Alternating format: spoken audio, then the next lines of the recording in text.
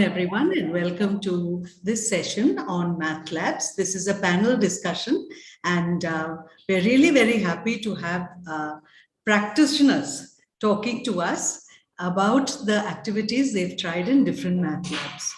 You know, I always think that given the abstract nature of mathematics and the concepts, it's really quite inevitable and also quite surprising that math labs came into pedagogy and pedagogical discussions so late.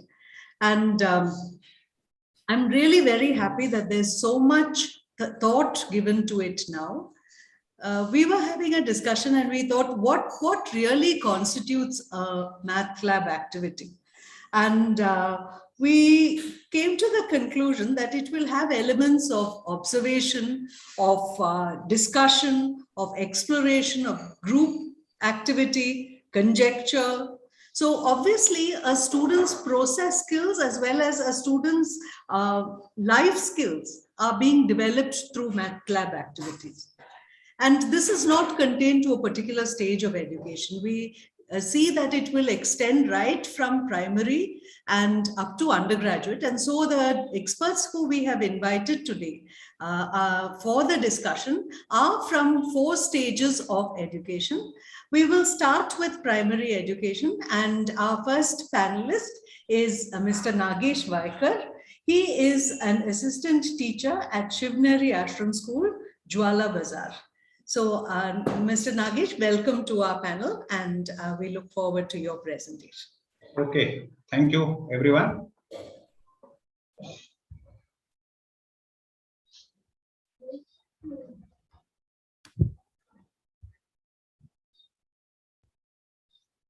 Yeah. Hello, everyone. I am Nagesh Waikar.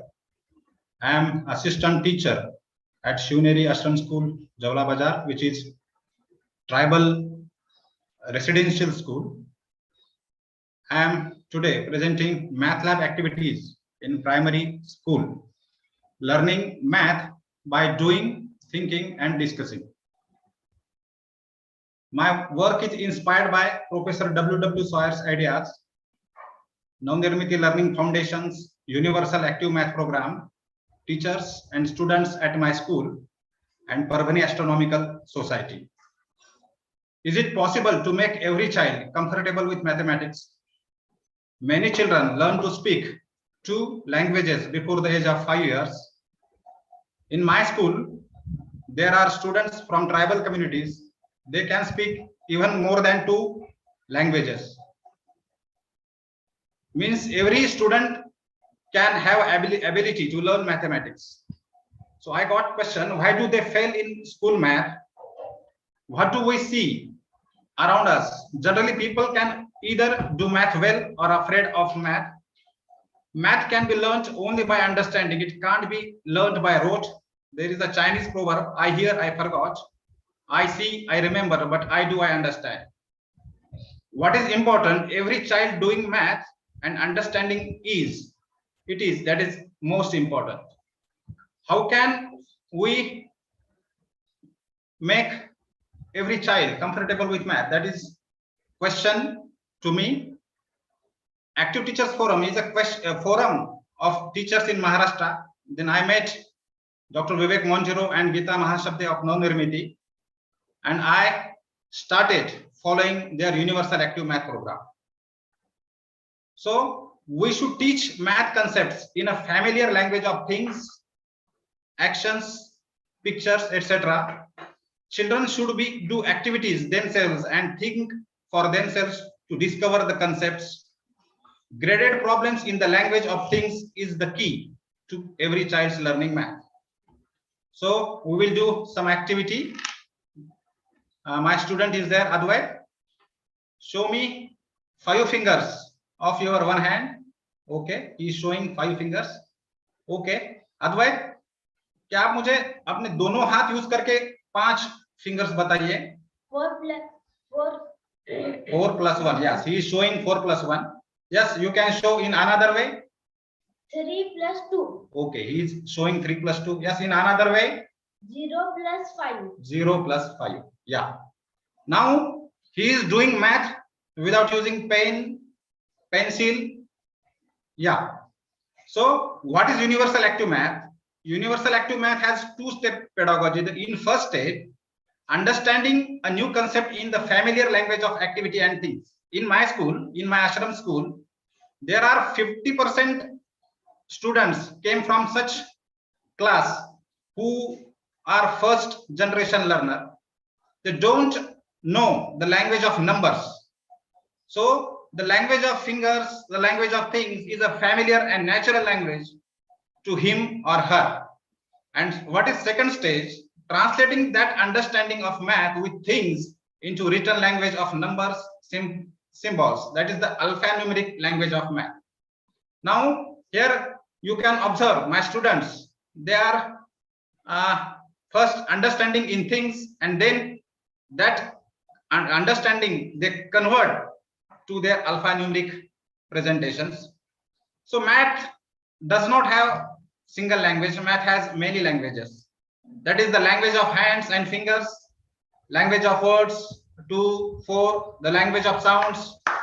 You can use different sounds, language of things, okay, language of shapes, language of patterns, and the last, the language of numbers.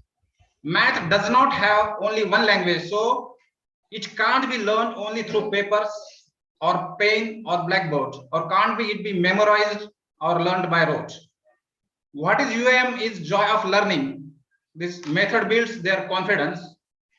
Our mentor W.W. Sawyer says that we can go a stage beyond talking about things and drawing pictures of things by arranging for the actual handling of things. There is evidence that this greatly increased the proportion of population capable of learning mathematics, and this evidence is on mass scale. So why we have to use materials in our math lab? Because that material gives, at any stage of learning, at any age, we can discover and learn the concept by ourselves. Math lab material gives us an opportunity to learn by making mistakes and later correcting. Materials gives us the joy of discovery. Material gives us the feeling of success, that I can do it, I can understand it. Okay. What we use in contextualization in Maharashtra state, I live in Maharashtra state, we use paper rotis for teaching fractions, because in day-to-day life they eat rotis. This is my classroom picture where students are using paper rotis, different forms of paper rotis. Okay. Examples of addition and subtraction. Now we can do some practicals here. Here is my student Advait. How many blocks are there? 2. 2 blocks. Okay. What is this? 1 block. Okay, 1 block. What I am doing? 3 blocks. Okay. What I had done? मैंने क्या किया यहाँ पे? मिला दिया. और क्या किया? जोड़ा. मिलाना जोड़ना is nothing but joining, adding. That is the definition of addition. Okay. In our universal active math, हमें बच्चों को रूल्स सिखाने की जरूरत नहीं, वो रूल्स खुद ढूंढते हैं, पैटर्न्स खुद ढूंढते हैं. अद्वैत, आप मुझे बताइए, आपको कितने ब्लॉक्स दिख रहे हैं? 4 ब्लॉक्स दिख रहे हैं. ओके. अब मैंने क्या किया? निकाल दिया. कितने ब्लॉक्स निकाल दिए? 2. कितने बचे? 2. ओके. मैंने क्या किया यहाँ पे? बताइए आप. जोड़ा. नहीं, क्या किया मैंने? ऐड किया. निकाल दिया. हाँ, निकाल देना, कम करना. That is the definition of subtraction. So हम हमारे स्कूल में बच्चों के साथ मैथ टॉक्स लेते हैं, उनको रियल लाइफ से हम कनेक्ट करते हैं, रियल लाइफ स्टोरीज. अद्वैत, आप मुझे 5 + 4 की रियल लाइफ स्टोरी बताइए. 5 + 4. यस. मेरे पास 5 एप्पल्स थे. ओके, आपके पास 5 एप्पल थे. हाँ. और मेरे फ्रेंड ने मुझे 4 एप्पल्स दिए. ओके, उसके 2 फ्रेंड ने उसे 4 एप्पल्स दिए. अब आपके पास कितने एप्पल्स हो गए? 9. Okay, that is the real life story of addition. Okay, Advait, tell me the real life story of 10 - 3. हाँ मेरे पास हाँ 10 फूल थे, फ्लावर्स। ओके मेरे मम्मी ने मुझे मेरे से 3 फ्लावर्स ले ले लिए। लिए। आपके पास कितने बच गए? 7। ओके, आपके पास 7 बच गए। अब इस तरह से हम एडिशन हो, सब्सट्रैक्शन हो, मल्टीप्लिकेशन हो, आप by using material we can go through it. बच्चों को प्राइमरी लेवल पे अगर अलजेब्रा इंट्रोड्यूस कराना है तो अलजेब्रिक एक्सप्रेशन के लिए हम कुछ अभी एक्टिविटीज करवा रहे हैं। we keep an unknown number in a cup and call it as a x. Okay, ये अद्वैत show me x. okay, he is showing x. okay, Advait, now show me x plus x. x plus x, he is showing x plus x. okay, निकाल दीजिए। next Advait, show me x plus 2. x plus 2, यहाँ पे उसने 2 blocks रखे हैं और it is called as x plus 2. is it visible? yeah. Okay Advait, आपको क्या करना है? आप 3x बताना है। show me 3x on slate. okay, you had put 3 cups. okay, now it is 3x. okay, Advait, now show me 3x plus 5. 3x plus 5. yes.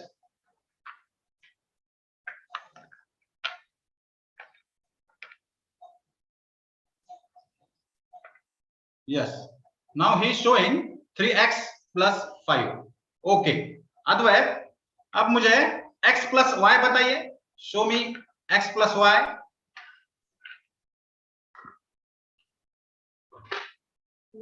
x plus y. okay, so what does Advait do for representing x? he used cup, and for representing y he used कटोरी। okay, so आगे हम ये देखिए, ये हमारे classroom की activities है। What generally math lab में क्या होता है, साहित्य कम होता है। यहाँ पे साहित्य हमने ऐसा लिया है जो easily day to day life में अवेलेबल हो, इजीली एक्सेसिबल हो, बराबर है। ऐसा मटेरियल हमने लिया है और हर बच्चा उस मटेरियल के साथ क्या कर रहा है? मैथ सीख रहा है, डिस्कवर कर रहा है। अब हम एक्सप्रेशन को सॉल्व करेंगे। अद्वैत, आप क्या कीजिए, हमें एक मैथमेटिकल अल्जेब्रिक एक्सप्रेशन सॉल्व करना है। Advait, show keep x, okay, x plus 2 okay is equal to 5। यह एक्सप्रेशन है, अल्जेब्रिक एक्सप्रेशन है। Okay, what is Advait showing? x plus 2 is equal to 5। Advait हमें x की वैल्यू निकालना है। इसकी वैल्यू निकालना है x की। हमें क्या करना पड़ेगा?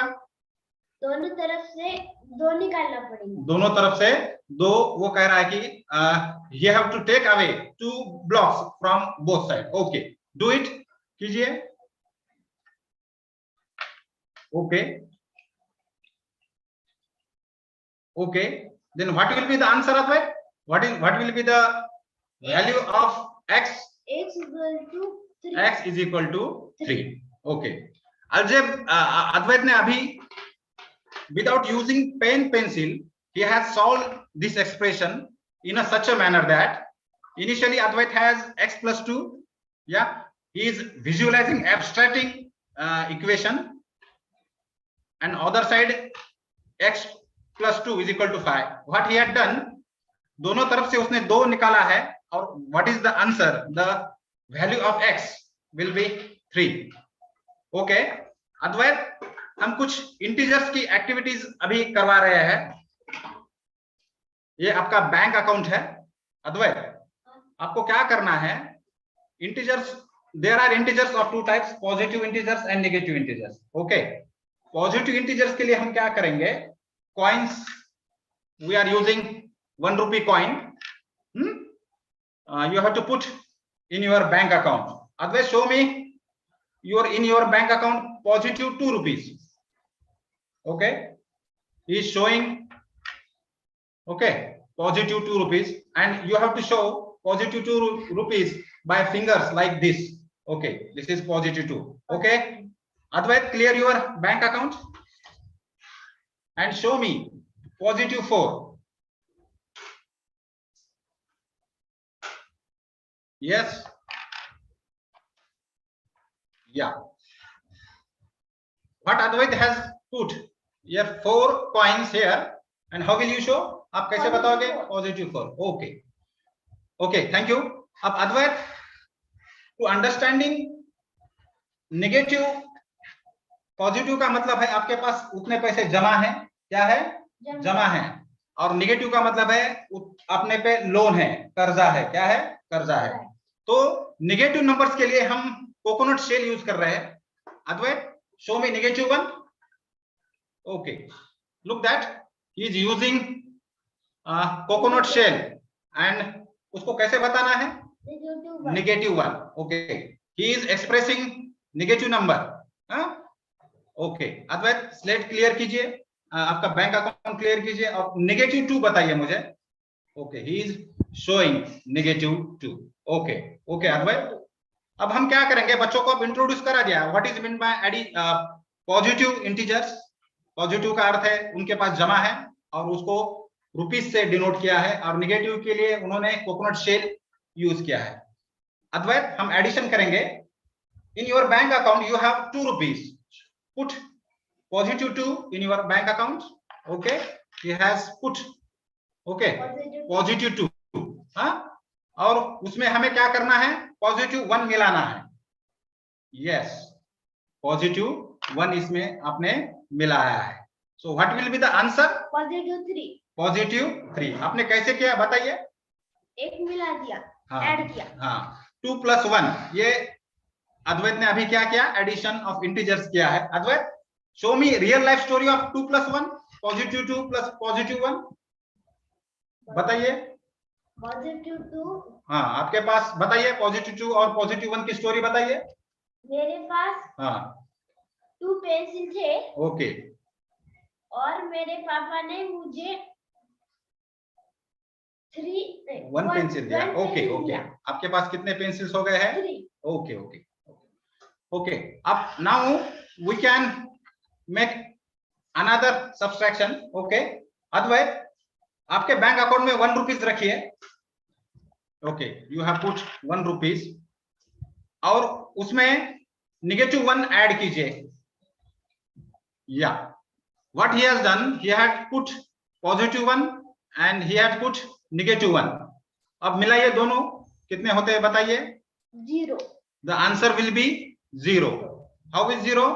आपके पास 1 रुपया था, आपने दुकान से 1 रुपए का कर्जा लिया था, so what will be the answer? 0. Okay, in such a way बच्चे क्या करते हैं कि जब हम अदर स्कूल में हम वर्कशॉप लेने जाते हैं तो हमें ऐसा लगता है, हमें ऐसा, आइए अगर हम क्वेश्चन 9th के स्टूडेंट्स को पूछते हैं तो वो उनको रोट लर्निंग के कारण इसका आंसर नहीं बता पाते। यहाँ पे क्या हुआ है, हमने उनको कंसेप्ट समझाया है, और मटेरियल के कारण they can visualise what is positive number, what is negative number, what is the addition of positive number, what is the subtraction of negative number. In that way they can only they can understand by their own, वो खुद करके समझते हैं। What is main in mathematics in our real world, in order to make universalization we have to demystify math. हमको math को demystify करना पड़ेगा। अगर आप ऐसे साहित्य यूज करते हो मैथमेटिक्स में, मैथ लैब में, तो यकीनन बच्चे मैथ में अच्छा मास्टरी ले सकते हैं। When can a child master math? When she gets an opportunity to do math herself. अगर बच्चा खुद करता है, discover for herself, उसमें वह डिस्कवर कर रहा है कि रूल्स कैसे बनते हैं, पैटर्न्स कैसे बनते हैं, अंडरस्टैंड द कंसेप्ट। यहाँ बच्चे क्या करते हैं, रोट करने की बजाय कंसेप्ट को अंडरस्टैंड करते हैं। इसमें हमें एक चीज का ध्यान रखना है, अगर हमें बच्चों को कंसेप्ट बताना है तो स्मॉल, छोटी से स्टार्ट करके हमको लॉन्ग जंप नहीं लेना है, शॉर्ट जंप्स अगर लेते हैं तो बच्चों का कंसेप्ट क्लियर हो जाता है। To write the concept in alphanumeric language of math, पहले बच्चों को हम सिखाते हैं साहित्य का इस्तेमाल करके using materials, and then they have to manipulate that material, that language, the language of material in alphanumeric language, connect the concept हर एवरीडे लाइफ। हम यहाँ क्या कर रहे हैं, बच्चों को रियल लाइफ स्टोरी बताने को कहते हैं। Use the concept in new unfamiliar situation. मैं आपके साथ एक किस्सा शेयर करना चाहता हूँ। हमारे यहाँ हम पेरेंट्स टीचर्स मीटिंग कराते हैं, तो ये लास्ट एक्टिविटी है। हमारे 50% से ज्यादा पेरेंट्स ट्राइबल कम्युनिटी होने के कारण वो कभी स्कूल में नहीं गए।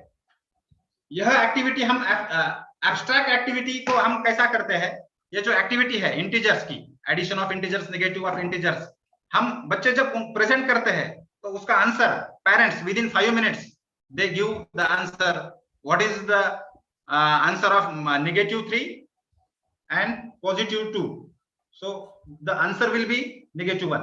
They can visualize कि जो बच्चे, जो आदमी कभी स्कूल में नहीं गया वो भी आसानी से। इसलिए मैंने कहा था कि ये मैथ लैब जो मैथ लैब का जो आपका ये है कि आपको at any as, I am repeating the word, at any as, आप कौन से भी एज में खुद लर्न कर सकते हैं। यूज द कंसेप्ट इन और ही कैन और she can master mathematics.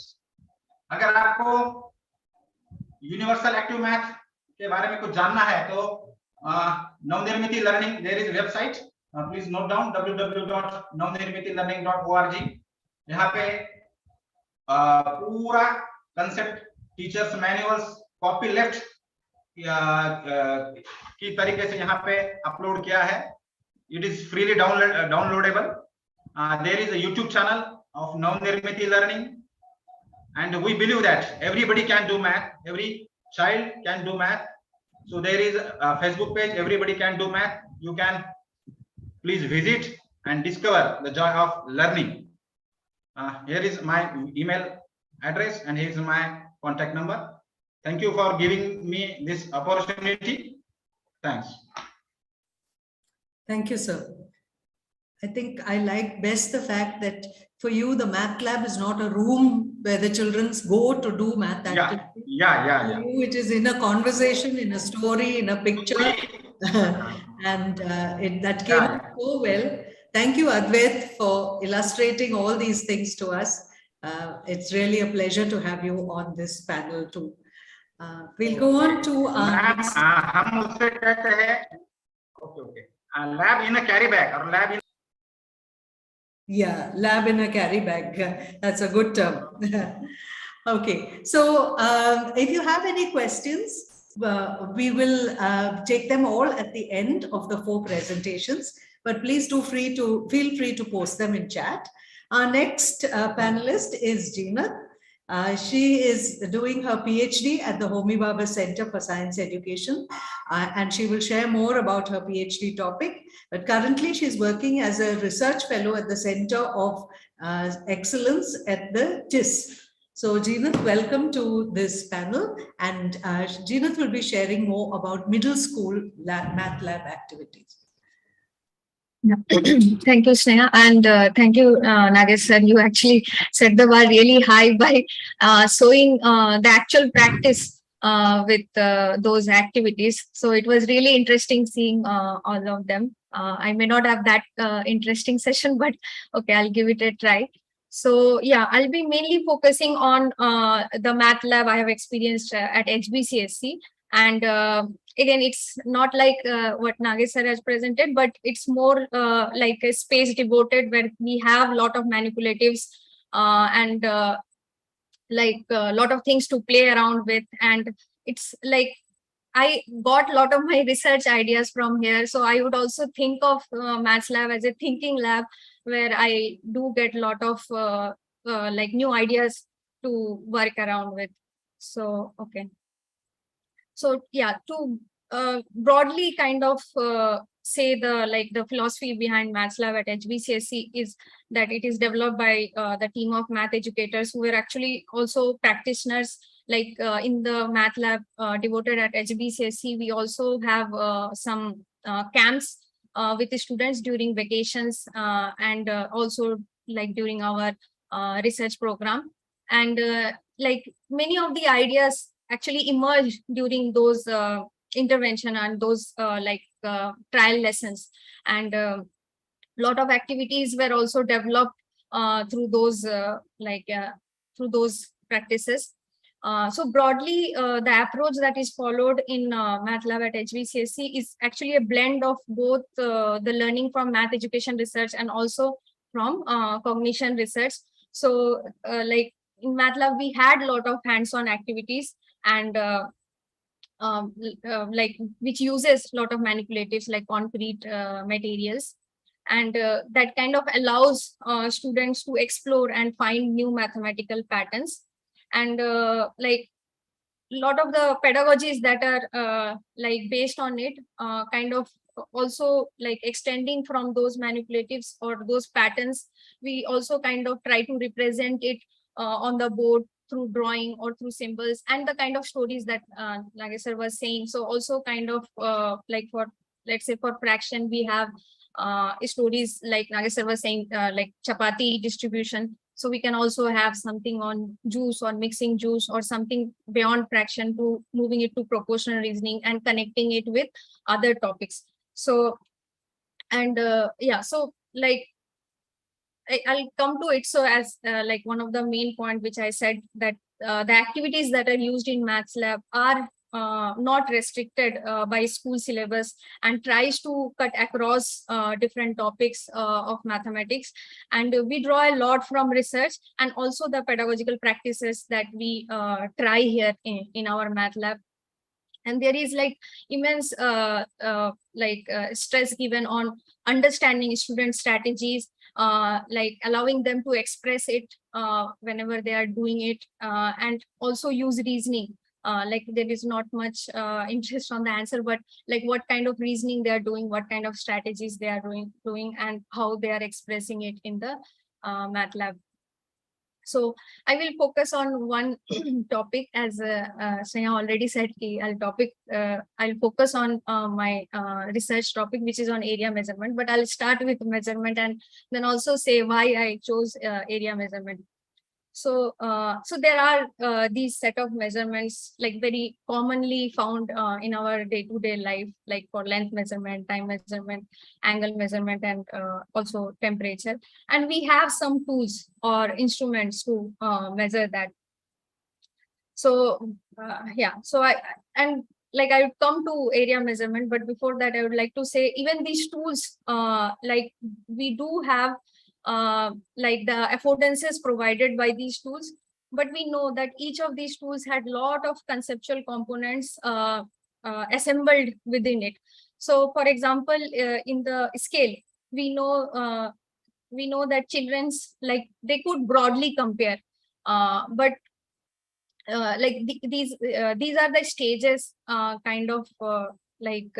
provided by Piaget and later developed by other followers of Piagetian model. So they have clearly kind of identified the stages involved in understanding length measurement. So for example, starting from identifying the attribute, for example, when we are comparing two things, we are not comparing their other dimensions, like their spread or their weight or their volume, but the length. So identifying what we are measuring. And then initially they could measure with non-standard units like handspan or foot or anything else. But then the stage comes when they understand that we need to use identical units to measure. And starting with manipulable standard units, we come to ruler or scale to measure length. But though this tool has all these conceptual components like assembled in it. And there are some other ideas also involved with length measurement, like conservation. In scale, we also need to understand the origin, estimation, properties of a unit. And there could be several activities could be based on a scale, by having a broken scale or having a scale with the numbers not there, or having a scale with the units of different length. And we can make these different conceptual components more explicit. So there can be like several MATLAB activities to engage with the idea of length measurement.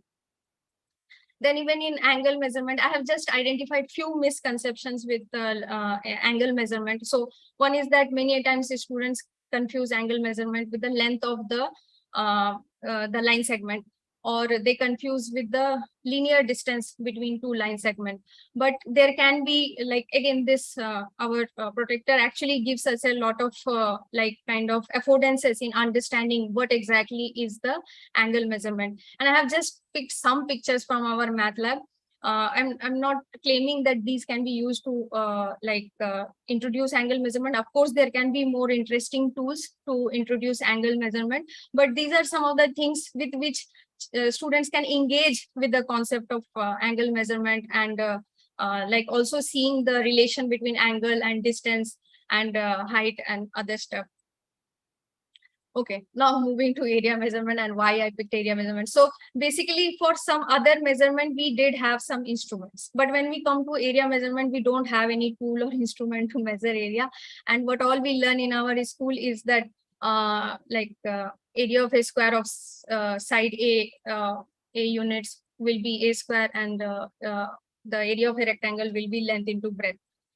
So yeah, that made me interested in this topic. So, and this lead to like difficulties in students. So for example, this formula, which is very abstract to deal with, like a student just memorize those formulas, and due to memorizing the formula, they confuse the formula of area and perimeter. They abstract the formula of area, like multiplying the dimensions. So when they are given some non-typical shapes like L-shaped figures, they multiply all the dimensions. Or like similarly for perimeter, they'll abstract in some different ways. So rather understanding the like actual meaning behind the concept of area and perimeter, then we know that even in some books there are some some approaches of unitizing, or like showing the units in a shape, or dividing the shape into square units. But even that many a times is dealt in a very like at a very superficial way, that it leads to misconception or lack of understanding in recognizing that area is actually a continuous quantity and not these discrete quantities which one has to count, or like actually identifying the attributes. So these are some of the examples from my study where like when students were asked to draw or represent the area or perimeter, they did it in this way. Like this was representations for area, and like for perimeter also there were some kind of confusions that students had.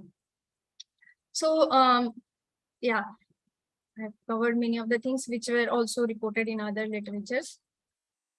Okay, so I'll start with some of the activities that actually gave me a lot of ideas, and they were again picked from MATLAB.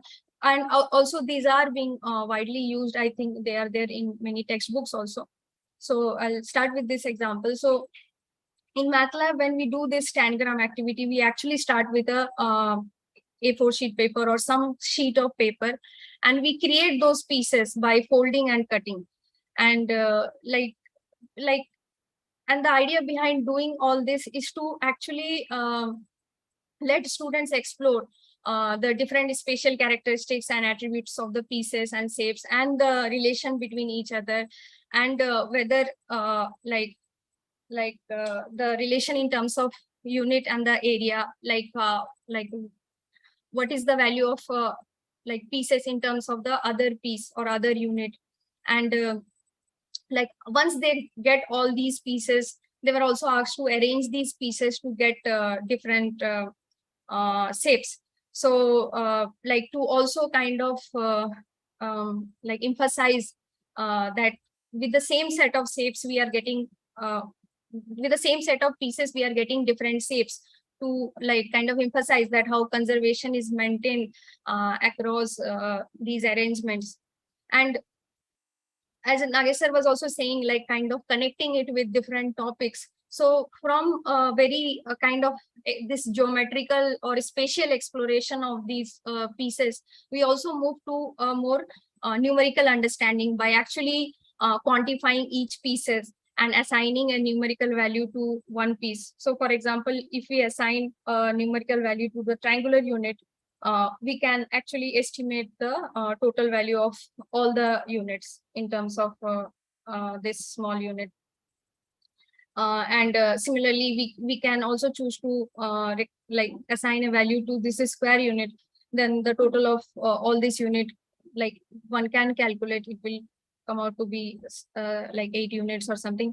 Or like with triangle, probably since it is half of it, it will come out to be 16 units. So all these relations like kind of are discussed in the classroom, and students themselves identify these relations. And then to move one step beyond, and when these relations are very clear, like we can assign some unknown number to this, that what if it is some xyz, then what will be the value of the whole.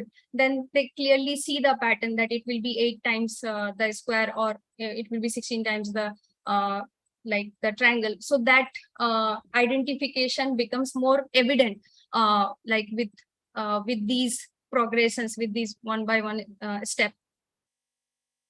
Okay, so yeah, so at this like part, I am trying to like kind of highlight the conceptual significance of this tangram activity. But I have also used this activity for one of my study, where I'm also trying to go beyond this and kind of trying to see student strategies, like when and I have like used a simpler version of tangram. Like instead of those 7 pieces, I have used like 4 pieces, and like initially asked students to manipulate them and then gave them an area problem. Of course, I have not used the area term. So this is also a finding which I like from my study, where the moment I asked like what do you understand by area, or find the area, they will be like looking for a formula. So rather actually understanding that it is the space that we are measuring, they look for formula, they just look for dimensions. So that's also a reason the questions were modified, and they were asked, okay, if this is rupees 1, this amount of cake cost rupees 1, what will be the cost of this cake or that cake. So, and what we noticed that this manipulation also have a cognitive impact. So in fact, those students who like did manipulation, their strategy was much different than those who had some other kind of intervention before doing the area measurement task. So these are some of the strategies that were noticed all across the students, like both in the baseline group and the tangram type of group, like the group which did tangram kind of activity.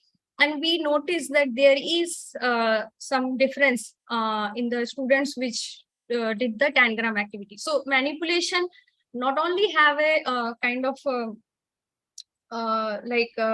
kind of not only impacts the effective domain, like where children get more engaged and more interested.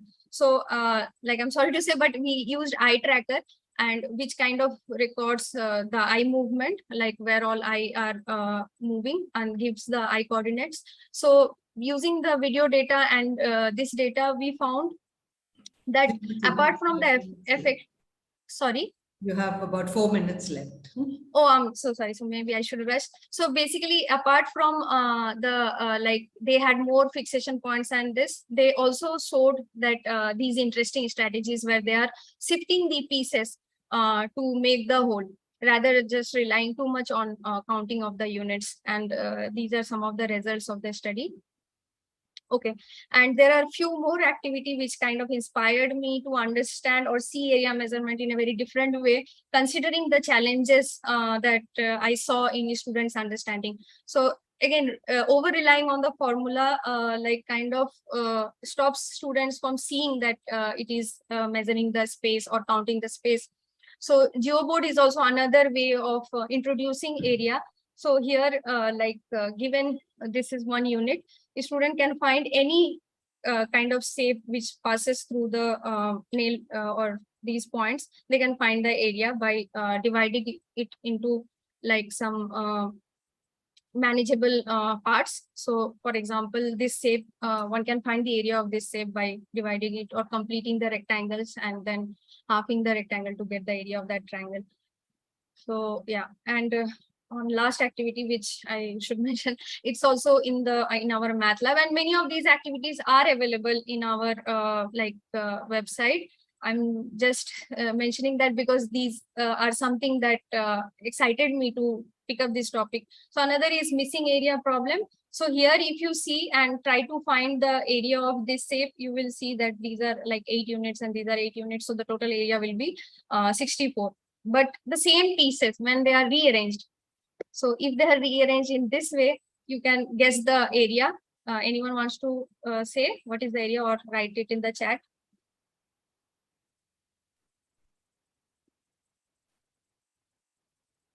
So I'll end with this only. I don't have any more slides. I just wanted to end with this.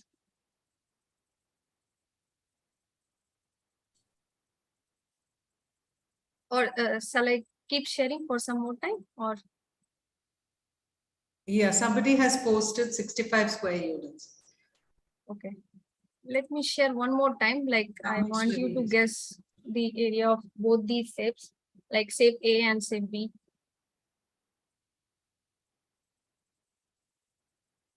Perhaps you could give the solutions, even. Sorry to rush you, but yeah. So so basically in this case we see that there are 5 and there are 13 units here and 5 units here. So this one has 65 unit as area, while if we calculate this, there are 5 and 6 30, and this also is 5 and 6 30, so 60 and 63.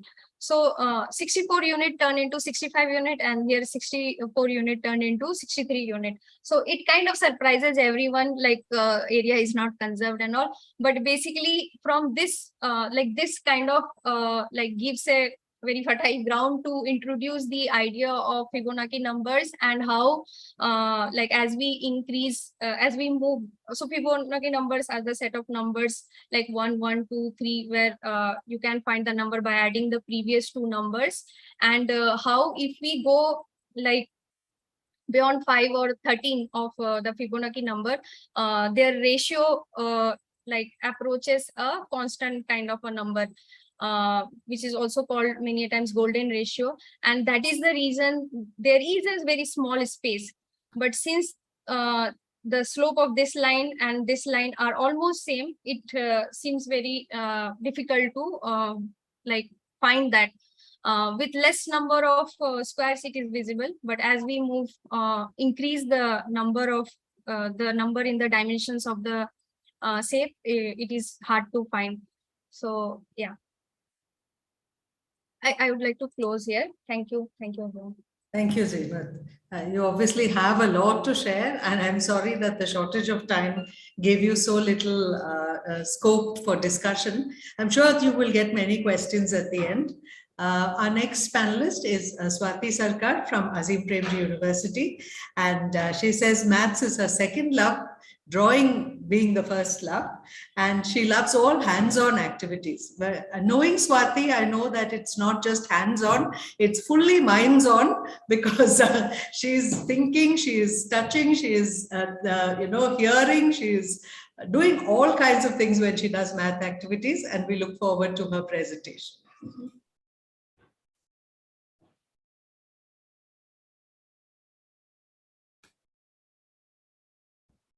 So let me start by saying that Sneha defined what is math lab activities in one way.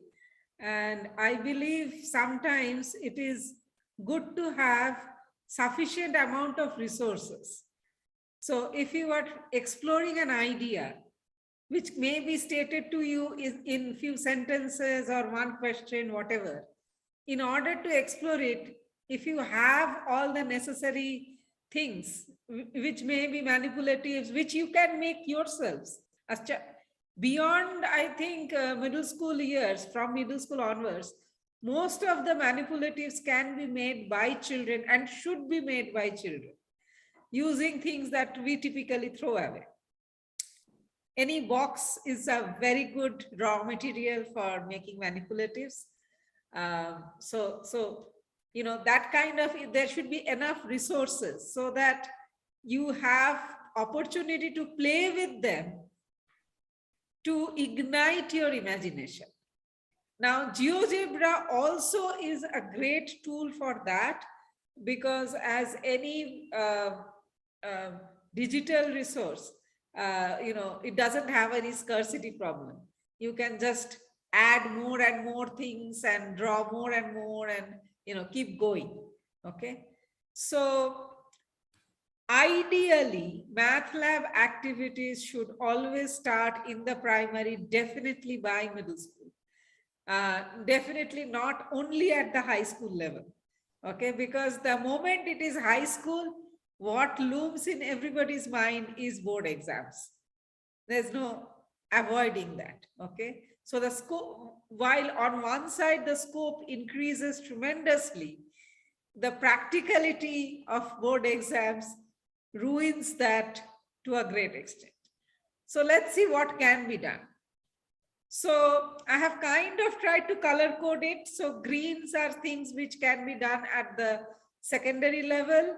The main reason for color coding is because up to secondary, everybody does math. Okay, but when it comes to higher secondary, 11, 12, it becomes a choice. So we can expect more from those who have chosen to be with this subject. Okay, and black is something that kind of cuts across or can be go beyond the syllabus, etc. Now, obviously, in 20 minutes, we cannot go through everything. I'll try to give you some glimpse of it. There will be links. And if you can go into those links, that will be great. You can, of course, I'll share my contact at the end and you feel free to get in touch for more details later on. So one place where concrete manipulatives are super important, especially at the secondary level, is mensuration. There is a host of formulas involving pi, starting with the, I would say, circle, area of the circumference of the circle, and then area, and then going into all the three-dimensional things, cylinder, cone, etc. So let's start with cylinder. I mean, the way we look at surface area of cylinder, we open it up into as a rectangle for the curved surface area, that is fine. But when it comes to the volume of cylinder, we make a huge assumption that base area times height will work. But that's an assumption. It's not, worked out. So, and then comes cone, where it kind of tapers and you have a 1/3 coming in. Why does that happen? Okay, that does get answered later on in when you get to calculus 11, 12, but we need to look into it now. Then there is sphere, which cannot be addressed by making a net because the curvature is different. And then frustum, okay, which can be thought as a cone minus a cone. Now, you may be familiar with all this, but there are two things which come in very helpful to understand these things. One is triangular prisms. So I'll have a link which has all the details, but these triangular prisms help you figure out why for any prism, any right prism in particular, base area times height should work. And then you can think of the cylinder as a limiting case of prisms with regular polygonal base, right prisms again. So those are very, very important. And the half cone. Now, originally, let me show you. Okay, I'll show you a picture of the half cone very soon. I thought I had brought it, but I'm unable to find it right now. Okay. So, yeah, there is the half tone. Now, this somehow became the most popular piece of solid among all, partly because it is less known and also because of its utility. Now, you can see that line. So, the reason why we came up with the half cone was that you often have this kind of question where you have a conical glass and then which has water up to some level, and then you put a sphere inside, water level rises, find the volume of sphere, something like that. Okay. Now, to understand this problem and work it out, it is important to draw a picture. And that's where the cross section, vertical cross section of the cone helps.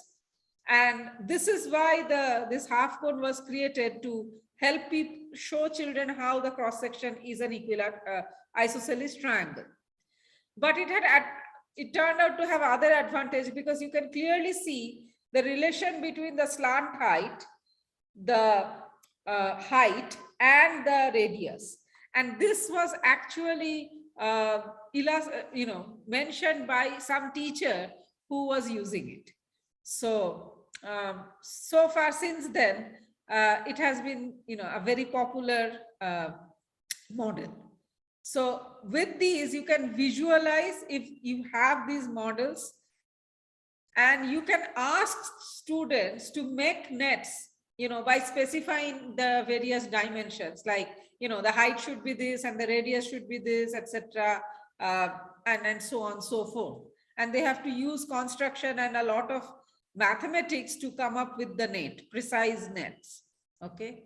And as I mentioned, exploring surface area and volumes, and not take those formulas for granted. See how they built on each other. So here are two links which will help you explore further. There is a website I will share at the end, which has links to most of these things. Okay. So now then, square root. Okay. So this is where we go beyond rational numbers and into real numbers. This happens right now according to syllabus at the secondary level. So square roots, thankfully, are constructible numbers, kind of the last kind of constructible numbers. And this is can be a group project together, where you can create a massive square root spiral. So this I'm not sure if it can be done in one class. I'm pretty much sure not. So this has to be done as a project. So if I may annotate, so this is basically the starting point. This is 1, okay? And then each of the lines that you see are √2, √3, and the red one is actually √4, which is an integer, and it kind of keeps going that way. So given whatever we had, we could go up to √100, okay? And then you can actually generate a lot of questions by observing this spiral. And when you do it, obviously it cannot be done with one piece of paper. So you have to do it on multiple pieces and then, put them together. So precision needs to be taken care of. And, this whole thing about math being precise and all, students get to have a experience of that and how important it is, etc. Because as you can see, there are certain circles, right? Those are the radius. They help you keep track of, when you are getting a rational root. Okay. So without precision, those things won't fall into place so nicely. So here is a link that was to an article which has more about it. And what happened is that article gave rise to more spirals. So you can see this is a doubling spiral. So each triangle is basically double of the previous triangle. And on the other side, this is a halving spiral. Now, if you look at one glance, they both look identical. But if you look at the numbers, you will see that, one is doubling and another is halving, because if you see the biggest one, it is around 16 units is each leg, whereas the biggest one is in 1 unit in the halving spiral. So in a way, this can be the first fractal, so to speak. What are these good for? Well, they do link to exponential growth and decay.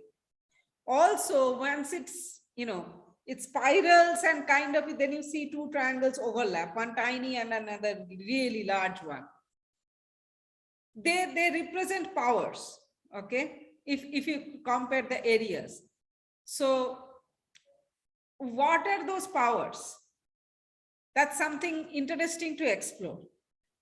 And then, so here we were using doubling. So instead of that, if we change the scale factor to, let's say, tripling or 5 times or so on and so forth, then what happens?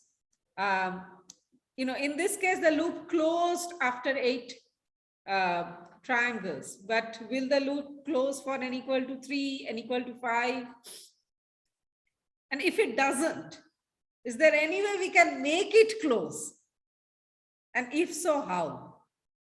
So see, these are questions that arise. So whenever you are playing around or toying with an idea, it often leads to new questions, new explorations. And that's the fun part. That's why I'm in love. Okay. And also why only, doubling, tripling, etc. Can we work with 1.7, as scale factor? Is it possible? Again, how? Now, these can be explored and through GeoGebra, okay? And it uses similar triangles, so that also makes it very connected to the secondary syllabus, where you get an opportunity to use similar triangles. And remember, it is also connected to exponents, roots, and all those things, right? So, and of course, construction. So see, a lot of topics are coming together when you do these kind of projects. So here is one snapshot. See, the n can vary. So n here means how many triangles to close the loop, okay? And A is the scale factor, which in this case is 1.6, okay? So both can be varied. As you can see, this is just a snapshot of a GeoGebra sketch. As I mentioned this already. And yes, it can be an exposure to fractals, okay, which are very deeply connected to exponents, and can be a good introduction, precursor to geometric progression. So this is another article which is by Sneha and me, and is kind of like the baby of the previous article on root spider. Now, tangrams are there, okay? So this is a very simple activity. You try to make square with, 1 piece, 2 pieces, whichever 2, it's up to you, 3 pieces, etc. And are all 7 cases possible? Okay. Almost all are possible. So which means at least 1 is impossible. Now, the thing is, if it is impossible, if it is possible, you do it, you have shown one solution, you are done. But if you can't do it, that's not enough. You may not be able to do it. Somebody else may. So if you want to make a claim that it is impossible, you have to prove it. Now, that is very doable at the secondary level, actually. And lo and behold, it uses square roots, which again is something, tangrams looks very geometry, right? Shapes. And then some question arises from there. And to solve that, you need square roots, which is kind of in the numbers domain. Okay, so this is how things can come together very nicely, and students can see how, these are not separate buckets, but how they kind of feed into each other. And there is another link where you can read the details, but I'll strongly encourage you to try it on your own first. Now, this is where the thinking, working out, doing it on paper versus actually making the models made a difference. Okay, it's a bit of a personal story, not a long one. So this I had worked out. Okay, this also is not difficult. Okay, but only after I made these models did this question come up. Again, secondary level question. And initially I had a wrong hunch, which when again, you try to prove, you realize that it's not the same thing. Swati? So you can clearly see that some of them will fit only in the major segment. Swati, you would have about 4 to 5 minutes left. So, okay, yeah, got it. Okay, but is there any which will fit only in the minor segment or not? Okay. So this is another thing which I have recently explored. Can you make those three with isosceles and scalene triangles? Okay. So one way to do is to, as I said, enough materials. And yeah. So modules can be like this. Okay. The flaps can help you attach them and then fold, etc. Now coming to more higher secondary first. This is a model made by one of our students, and it turned out to be great in terms of showing how the sinusoidal curves come in. Okay. Now, this again, concrete to abstract question. So you remember that module? So we made this with the modules, and then one teacher raised these questions. Now this is very easy to answer, quite commonsensical. But how do you cater to the question with respect to volume? And can you do it without trigonometry? I don't know. Maybe it is possible, maybe not. And if you try to do it, that's where, trig functions and all those calculus and things will come in. And remember, the origin of this is concrete objects. So it is very wrong to say that, oh, students should abstract out, so move all the concrete away. No, they often give you a lot of food for thought. What if? This is another very, very fun project. It's just a 1-minute video. And yes, I don't know side angle if it is taught at all anymore, but in this case we needed it. I'll show you the most complicated figure. So this is the one that encloses the icosahedron, and it is actually the octahedron. Okay, now the white ones are equilateral, but the colored ones, in order to draw those triangles, you need side angle construction. Okay, I do have the whole thing here nested, but won't have time to, show it layer by layer. Also, the key idea of, this layer by layer, this kind of thing came from one of our students in BSc Math. These are some of the questions that you can ask students, and to solve this, it's not very hard, but it requires systematic thinking and following process. Any guesses for these numbers? Now, there are 4 kinds of cuboids, and if you combine the tildes, then again, make a guess. Okay, this is probably the penultimate side. This is again another very fun activity. I am not going to tell you what you will get. Try it and see. Okay. So again, so here's a picture. This one actually was taught by Jonaki in one of our workshops in 2013, if I remember correctly. And I'll kind of end with my favorite question. So usually when I ask this to students, secondary or higher secondary level, their answer is no way. And then I actually ask them to draw something out which does this. You can guess which fractal comes out. That's all. This is the website which will have many of the links, and that's the email ID to reach us. Thank you very much, Swati. I'm sure there'll be lots of questions for all of you. And I will now introduce our final participant, Shantha Bhushan, who also teaches at Azim Premji University. Shantha, if you could put your video on. Shantha actually does a lot of math lab activities at the undergraduate level. And this is something which is not usually covered. So we are all looking forward eagerly to see what you show us, Shantha.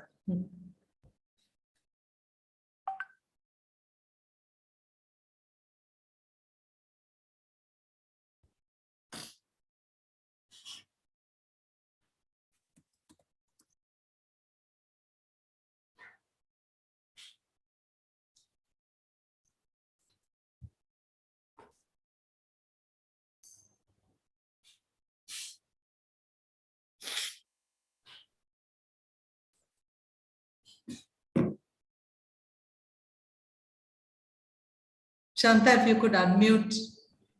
Oh. Hi. Yeah. Thanks, Sneha. It's a pleasure to be here. I would like to thank MTA for organizing this wonderful conference. And I would also like to begin by acknowledging Azim Premji University for creating a space which helps us experiment and do things and not be bounded by quote unquote syllabus. So in this presentation, what I would like to do is quickly run through some of the design principles that are there for the activities that we do. We all are now moving towards a trend of incorporating active learning strategies. So we want these things to do a couple of things. We wanted to build curiosity and tenacity. And I would like to thank Swati because many of the questions that she has posed require tenacity to go through and come to the answer. So we would like to have activities that build curiosity and tenacity. And at the UG level, we want the students to be able to connect different branches of maths. In our university, we have a very diverse set of students. And we want students to collaborate. So we want activities that will foster collaborative learning. So these are the design principles that are guide the activities that we have. So these activities happen in 3 buckets. One is activities outside the classroom, that is the math club and the math book club. We have an active math club and an active book club run by the students and guided by teachers. We have projects and courses, and we have mini projects. We also have courses designed for exploration and inquiry. So we have 3 buckets. So I'll just go through each one of them. So this is a presentation made by Neil and Sunaina last November. So this presentation was prompted by a question that we posed in the very first class of the course called Introduction to Mathematical Thinking 1. So the question is this: you have a 4x4 board, and you have 2 pennies and the rest are paper clips. Okay. So the pennies indicated by the dots, you place it in 2 squares and you are now left with 12 squares. And the other player is supposed to put pennies. If the player is, succeeds, like in this case, covering the board with pennies, paper clips, the paper clips wins. So the question is there a way for pennies, the first player, to place the pennies such that they win? Now, what happens is they all get excited. We have a couple of trials, and then the argument goes something like, if you have one pennies on one white, in this case, in one black, so you have 12 leftover squares, and then you can see that each paper clip occupies one white, one black. So if you don't allow this, you place the two pennies on the same color, then you block it. Okay, so this is an argument. So then we, after they give this argument, we push them and say, okay, now what if the shape, we have the same 16 squares in a different shape? Will the argument still work? And then they have to start thinking. So sometimes the math club and book club activities come out of things that we discuss in class.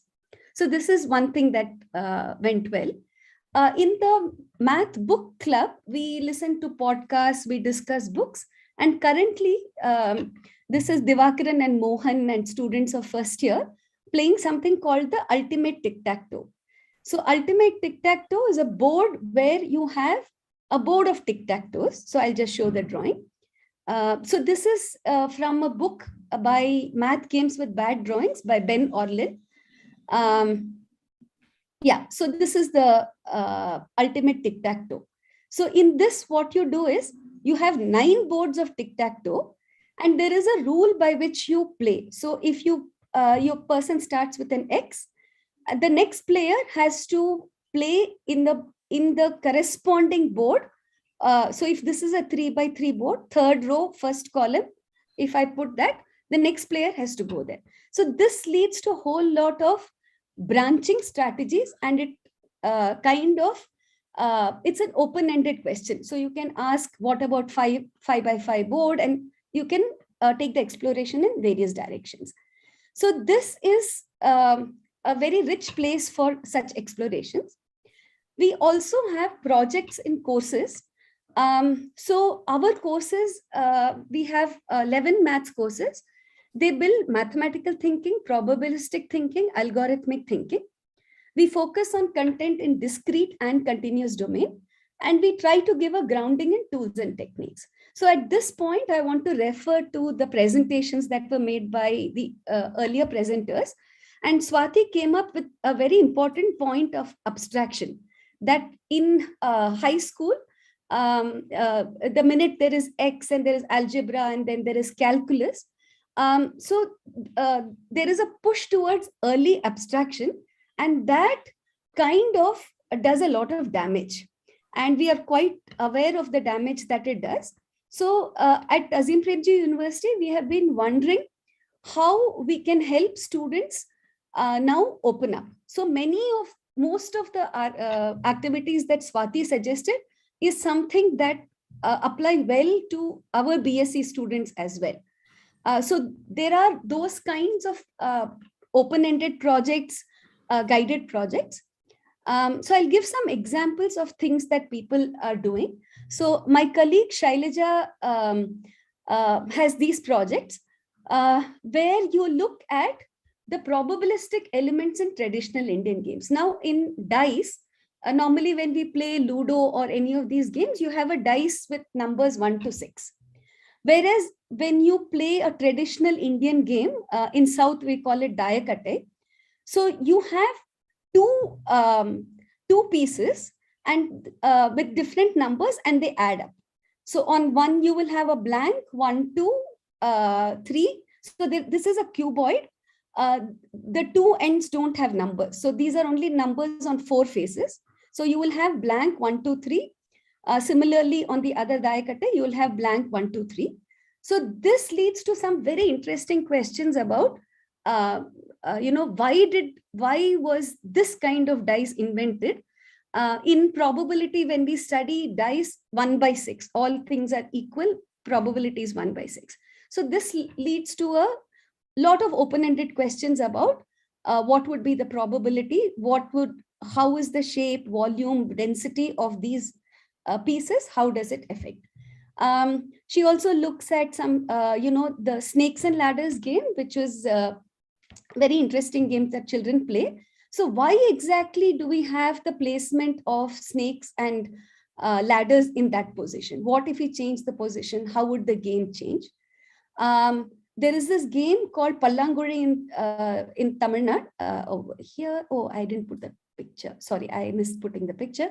So there is a game called Pallanguri in Tamil Nadu and popular in other places, where you have 14 cups and you place 12 tamarind seeds in 12 cups.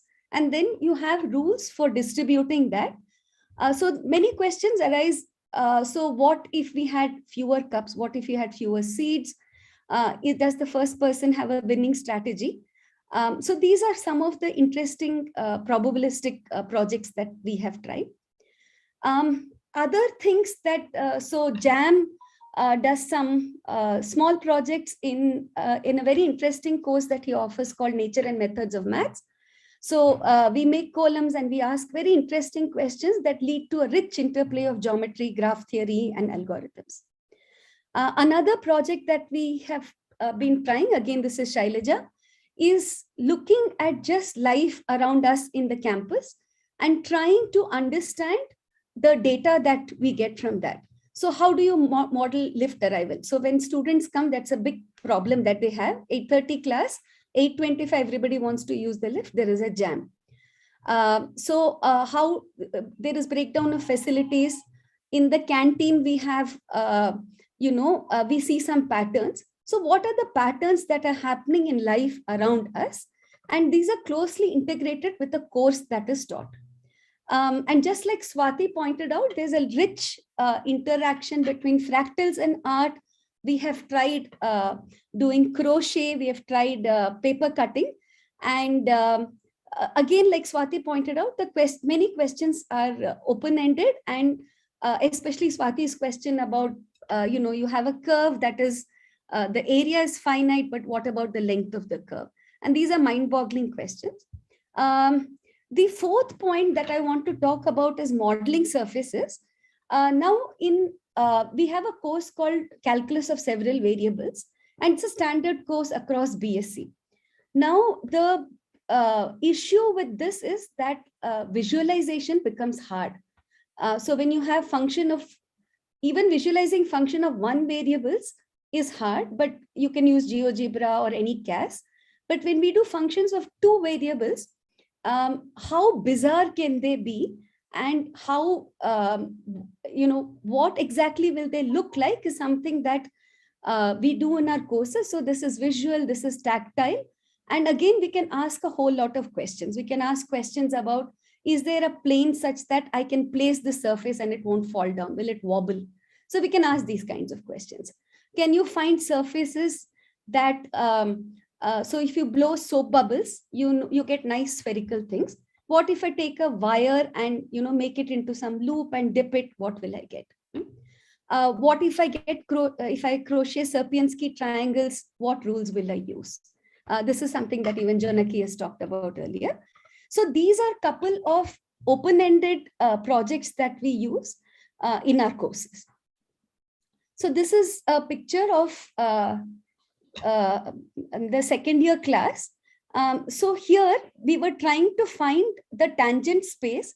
So you take a point and you take all the curves going through the point. You look at all the tangents to those curves at that point, and you see what it looks like.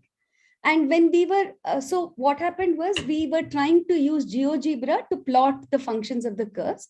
And even then we were not getting a good idea of what exactly the curve looks like.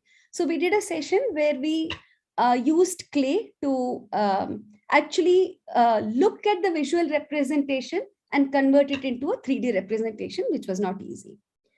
So for example, this is a periodic surface. This was sine of x plus y. And this looks like your the tray that you have to carry eggshells. And so this raised a whole lot of questions about packaging. What kind of surfaces will be good for packaging? Where would be the pressure points? How should we design surfaces? So these are many questions. What will be the tangent planes at these points? Will all surfaces have tangent planes? So these are a couple of questions that came up in these things. So you can see the kind of that they are engrossed and they just love these activities.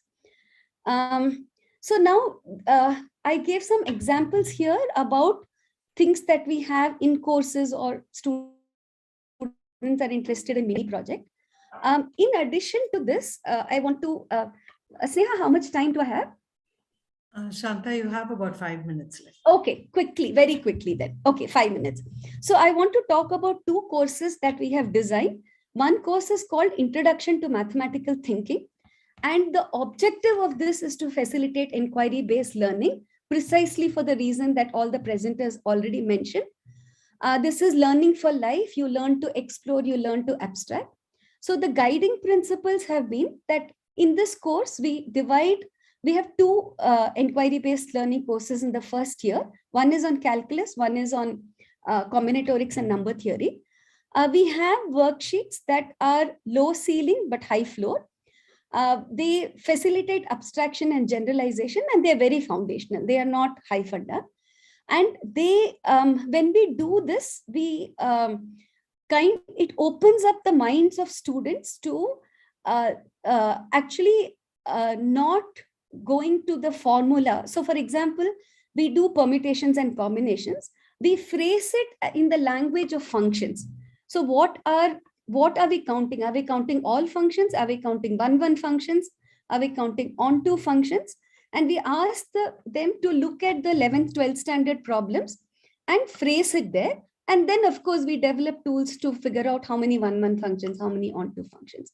So we are trying to somewhat remedy the lack of time and space for experimentation that has happened in school. The third important point is that this course is done in groups of 3, and this requires the instructors and students to be sensitive of the diverse classroom.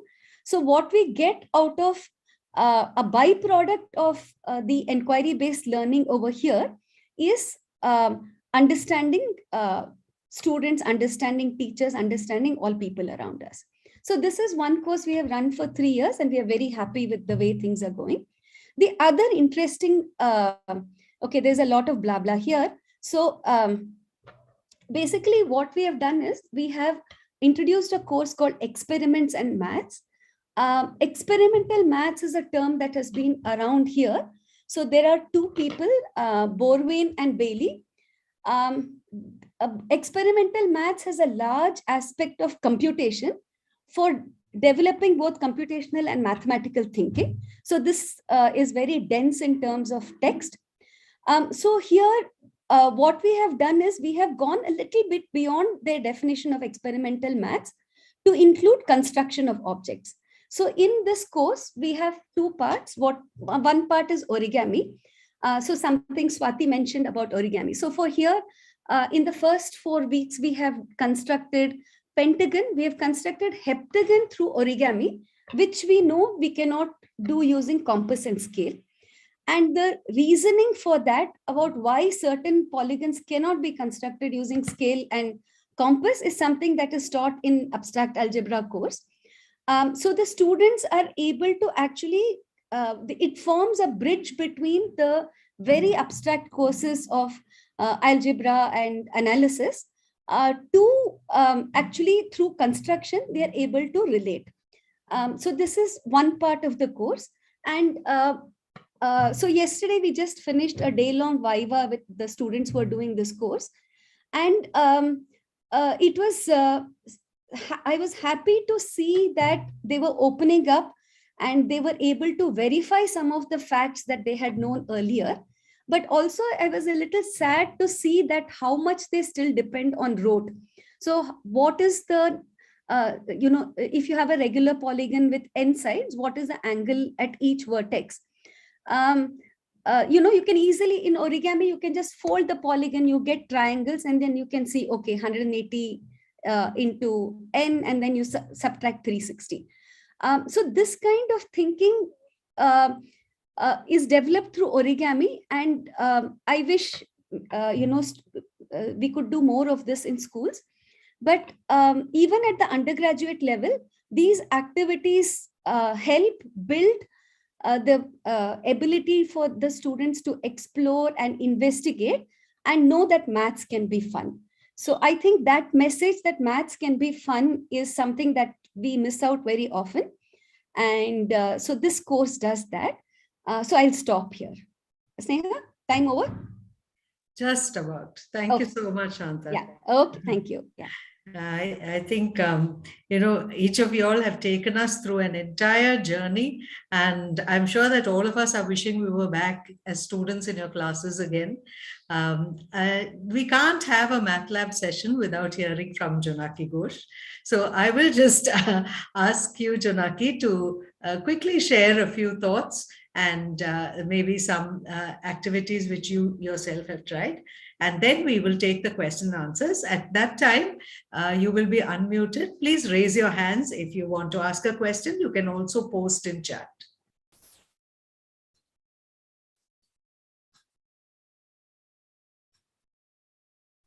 Am I audible? Yes. Yeah. So I think there is a beautiful presentations by the four panelists or presenters, and I don't know how much more I can add to it, but I just do want to just think of I want everybody rather to think of this term on computational mathematics lab. So because we started the day by talking about computational and mathematical thinking. And I think what I'm going to say will have a lot of overlap, so I'll just breeze through everything. So, the PISA 2021 framework has already talked about it, that there is a long-term trajectory of mathematical literacy should encompass the synergistic and the reciprocal relationship between mathematical and computational thinking, and that mathematical and computational thinking practices are distinct in certain ways and yet mutually supportive. But the challenge always remains that, what are the kind of tasks we need to do that, enable students to engage with CT and MT both. And how can we use technology? Now we are surrounded by dynamic software, computer algebra systems, and spreadsheets.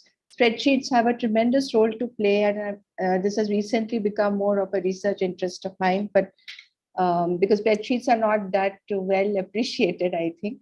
But all these different tools can contribute to math lab activities, and we can think of what the idea of merging mathematical and computational thinking. And already everyone has already talked about the inquiry-based approach. So we need teachers to pose these challenging experiences which activate students' mathematical thinking. And one of the ways could be, extended projects. So some could be smaller tasks which, take 2 or 3 teaching periods of the school day. But there could be projects which students work on for about 3 to 4 months or longer. And these are the ones which I, in my school teaching experience, have been the most rewarding, where students should get, one is that students should get ample time to work individually as well as in groups, and they should get time to present their work. They should get opportunity to present their work from time to time. They should take ownership of their learning, and technology may be used as a vehicle for exploration if and when required. And in many cases, this is quoting from the literature, that we found that the technology is playing the role of an amplifier and as well as a reorganizer. So, I'll just give some examples. It's not possible to discuss in details, but largely with grades 11 and 12, and even slightly lower, students have, I did some studies where they, worked on certain projects. They already had the background knowledge of calculus, elementary matrix theory, trigonometry, and so on. And sometimes they would come up with project ideas on their own. They wanted to explore a certain topic, they would come up. So this was in the mathematics lab. And others would say that please suggest us some topics, and then they would be suggested. And students would choose, anyway, they would be divided into groups of 3 or 4. And in each of these projects was very different. So, I'll give an example, but broadly the commonalities were that, the teacher had to give some, create a space where she could deliver some common lectures on topics or on the mathematical ideas that they hadn't yet covered in their school curriculum. And there would be technology sessions and softwares depending on the requirement of each group. And there would be a set of initial investigatory tasks would be posed to tinker their thinking. And typically 1 session a week for class discussion would be assigned. And, this was motivating for the other groups because they would say, oh, that group with that project has progressed to this much. And the teacher, I mean, when I was a teacher, I would maintain notes, trying for my own understanding of how much the students have progressed, and what was most delightful and interesting was the evidence of mathematical thinking elicited by the students in different ways. And sometimes they were like astounding and surprising.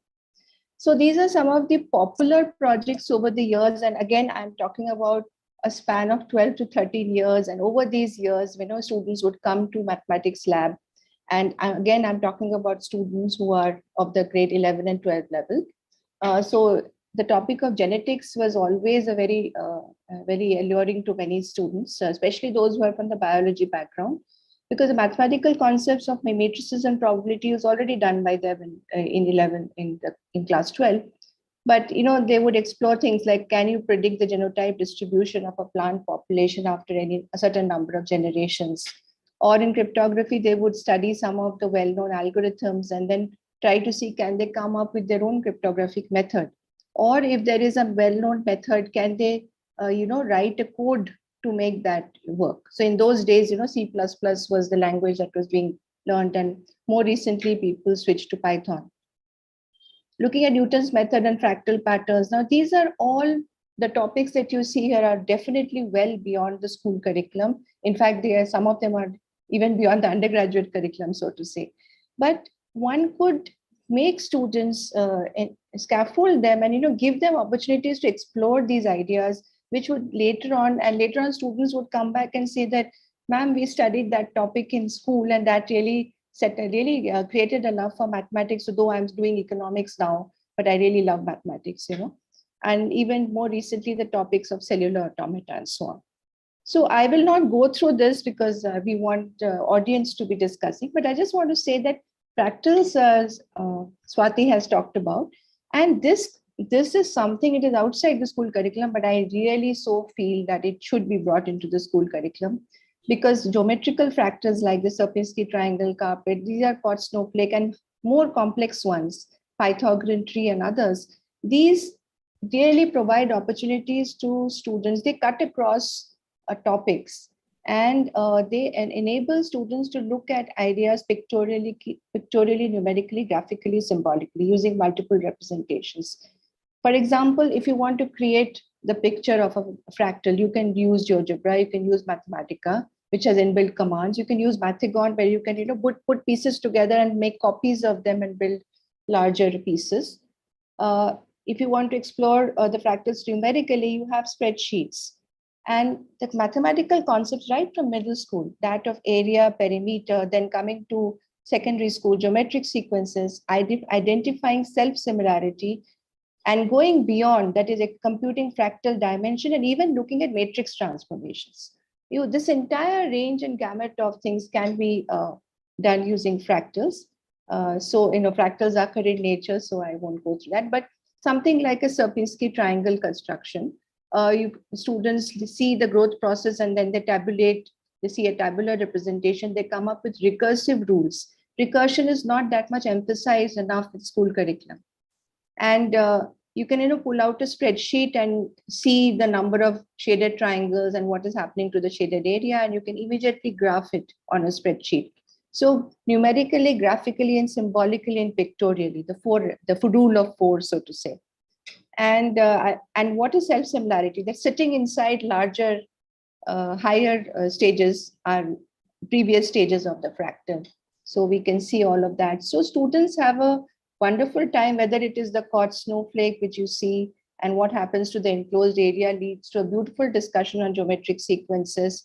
If one can, work on the spreadsheet as well to verify your, your conjectures and look at it graphically again.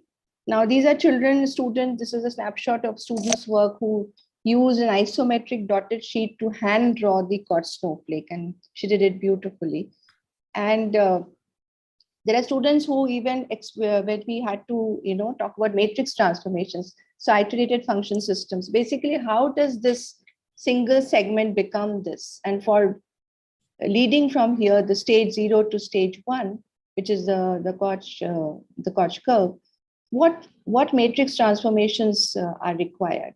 And this was not presented to them, rather these had to be figured out by the students themselves. And using this set of these 4 transformations actually leads to different stages and so on. So, well, Swati had already shared this, but fractal cards are another very interesting thing. By simply folding and cutting, you can, and pulling out the cells, you can make these very interesting pop-up cards, and students have a lot of fun doing this. So there is scope for students working studying in the age group of grade 7 and 8. If it's only to do with counting and looking at patterns, but if it is to do with recursion, students of grade 9 to 12 can easily engage. And generalizing these, the nth term of these sequences that come up is certainly well within what students can do up to grades 11 and 12. If you quickly come to project ideas, longer project. Now, this was a group of students who got excited with the idea of cellular automata. That is, given a grid of certain colored cells. So the black cells are supposed to be live cells and the white cells are supposed to be dead cells on a grid, and defining certain rules. So, they studied Conway's game of life, which has 4 basic rules. And, we're using these rules. We can see that if you start with an initial set of cells on a grid and you apply these rules of the game of life, what happens to that? So this is a well-known thing to those who are interested in cellular automata. And they, had great fun in observing certain patterns which are called still lives, or certain patterns which are called oscillators, and certain patterns called spaceships. And there's a very beautiful, site where you can play the game of life and see what happens to different initial starting conditions. But these children got inspired by the rules of Conway's game of life, and they applied it to how can you create an evacuation plan during a crisis. Suppose in their school, there's a sudden they have to just evacuate a large number of students from a classroom or from a corridor. What would you do? So they applied the idea. So they came up with a set of rules based on the idea of Conway's game of life. And they actually, and so this has been published in At Right Angles, and this is the reference of that. And so they said, like, suppose the black cells denote people standing in the room, and this is the exit point. So these rules are making the black cells move towards the exit. So in time t equal to 0, this is the state. At t equal to 1 and 2, this is the state. So they actually did this, and this kind of emulates 3 classrooms and a corridor, and how people are moving and how much time. So is the set of rules, is it efficient enough, and is it reducing the evacuation time, and so on. They studied a lot of things interesting, and these were all through Python programs. So there was also computer science students who knew the Python or who were studying the Python language, and they kind of connected mathematics and this. So, and of course, genetics is a thing, but I'm not going to get into that now. So all I want to conclude by saying is that in terms of these kind of projects and exploration, the student feedback has been excellent. They own their projects, they are proud of their projects, and very often they get opportunity to showcase these projects in fairs and competitions also. And the beauty of it all, especially for the teacher, is that the outcomes of these are not predefined. There's always a sense of suspense and many aha moments, and students ask a lot of, what if I do it this way, what would happen? And so it's the teacher and the student, they become co-learners on this journey. And finally, I would like to say that mathematics is as a core school subject can provide many contexts for computational thinking, and students, projects that students engage in will make them engage in these things, that is selecting between representations, creating new representations, simplifying or generalizing problems, making conjectures, generating new questions for exploration, which is so important. And very often they develop their own programs and use the outputs for further exploration. So I think that computer science, computational mathematics labs should be there, and these can be even used in the online mode. I mean, you don't really need a physical space. In the online mode, in fact, I was able to do a lot of discussions with students simply by just talking and discussing this way. And computer science teachers can really join hands with maths teachers, because if you want to develop a code for a problem that you want to solve, then the mathematics teacher may not know the code, but a computer science teacher can help, and together they could join hands, and a lot of interesting projects could be taken up.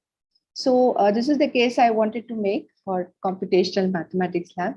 Thank you very much, and let's have a discussion now. Thank you very much, Jonaki.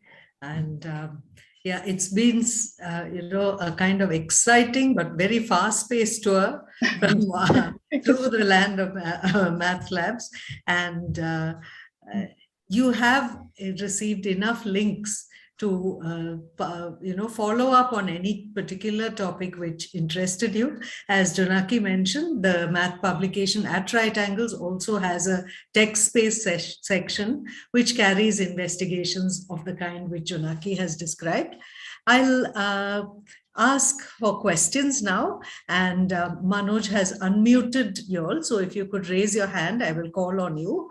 I think Ravi had a question for Jeenath. Ravi, would you like to ask Jeenath directly, or do you want me to read it out? You can read it. I think she might have already read it. Can you hear me? May not be very clear. I think my sound is not good. Sneha, he said that you could read it out. Okay. The question is, just 1 minute, I'm scrolling up. We multiply length and we multiply length and breadth. What would you say we are really multiplying? The attributes, the quantities, length and breadth, or the numbers? Reena? Yeah, I think I am not sure how to explain that. So basically, or maybe I would like to think more on this. Actually, we are not multiplying the attribute. Of course, we are measuring that, and we are quantifying the attribute also when we are finding the length and the breadth. But I think it's more in terms of how we define a unit square or a unit area, and then kind of abstracting that understanding. So I'm not sure how to respond to that.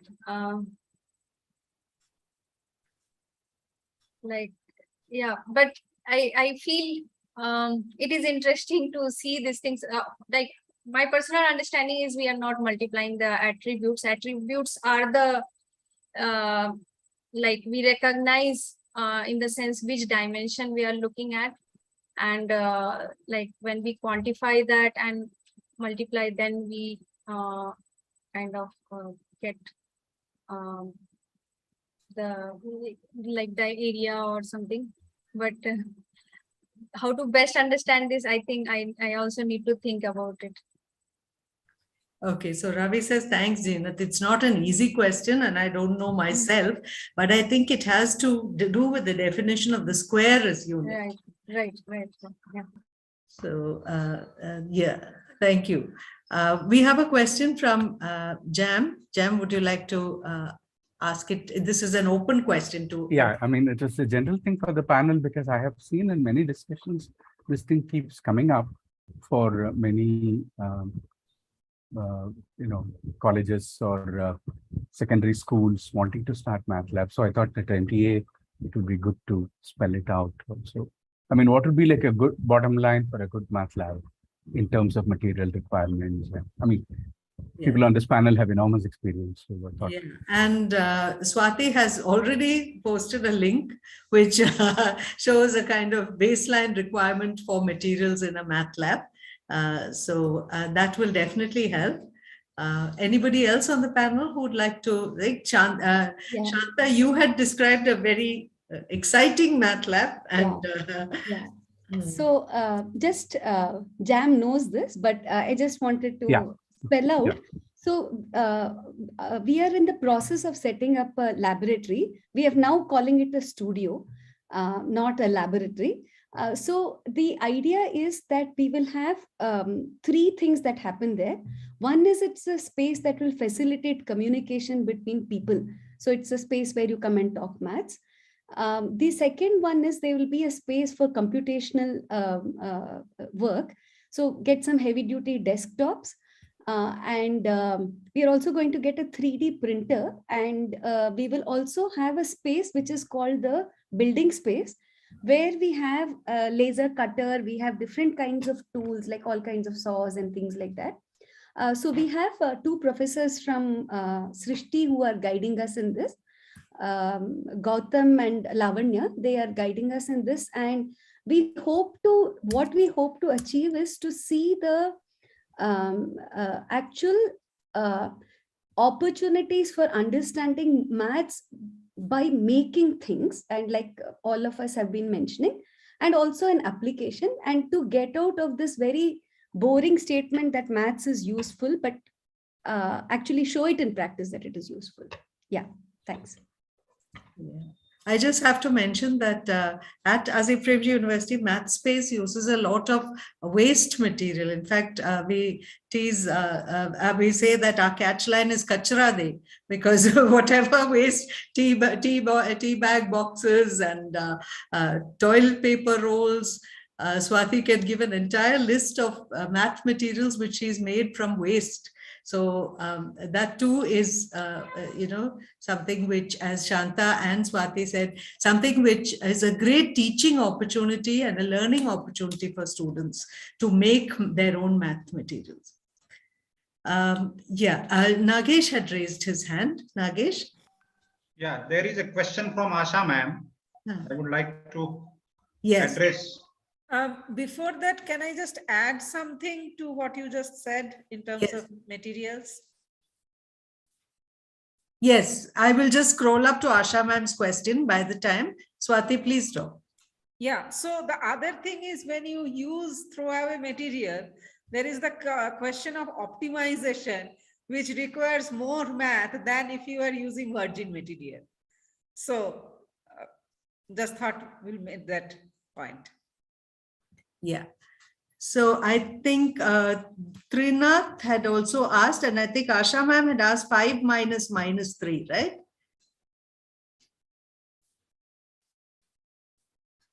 Nagesh, please unmute. Yeah. I think Asha ma'am has asked a question. How will you show 5 minus -3? Okay.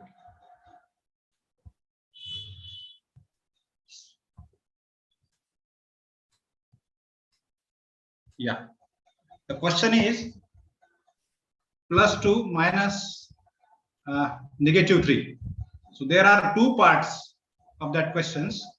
The first one is +2, okay, and another one is minus -3. So we should start from second. हम second part से start करते हैं. उसका मतलब है कि you have to taking away -3. What is the meaning of minus into bracket -3? तो आपको क्या करना है कि you have to show -3. So how can you show -3? So we can show here like this. Okay, these are actually 3 zeros. So what we have to do? We have to taking away -3. Negative means negative के लिए हमने coconut shell use किया है. मैंने -1 take away किया है, -2 take away किया है, अब -3 टेक अवे किया है. अब क्या बचता है? +3 बचते हैं. Okay, what is second part? इसमें हमें +2 रुपीस ऐड करना है. इसमें हम अगर हम +2 रुपीस ऐड करते हैं, then it will be +5. I think, do you got it Asha ma'am? Hello. I think she may not be in the session anymore. Okay. Yeah. I have already posted the link for that. Yes.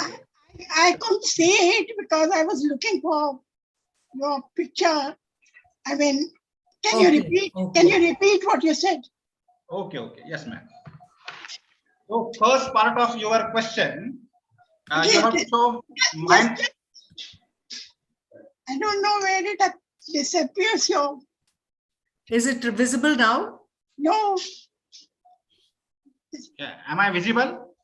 it was visible a little while ago, but what happens now? Am I visible? No, I think we could all see it. So maybe. how would we? Anyway, okay, we'll see. Doesn't matter, you carry on. Okay. Thank you. And If I just can say a few, if I'm able to describe it. So if it was 2 minus 3. So if you, I mean, I'm not too sure whether these methods really help to understand operations on integers. But so if you treat subtraction as take away, जैसे आप कह रहे थे कि हटा देना या निकाल देना. How do you take away -3? So the thing is, the only way that could be done is, suppose you have two positives. Suppose these are, in his case, coins. Then there are 2 coins, and you want to remove 3 coconut shells, which are not there. So you have to introduce 0 pairs. Yeah. So you introduce. We have to introduce 3 0. So with 2, you introduce 3 0 pairs. You produce the 3 negative things which are to be removed. And then you would be, when you remove those 3 coconut shells, you will be left with 5 coins. Well, this is a somewhat contrived way, but then it's like a game. It's, you know, when you talk about integers, somebody had asked, how will you show -3 into -3 is +9 using the same things. So you can justify them, but I'm not too sure whether it helps students to really understand, I mean, the operations on integers by doing it. Exactly. That was my point. How do you define subtraction actually? Anyway, it's okay. Thank you. Any other questions?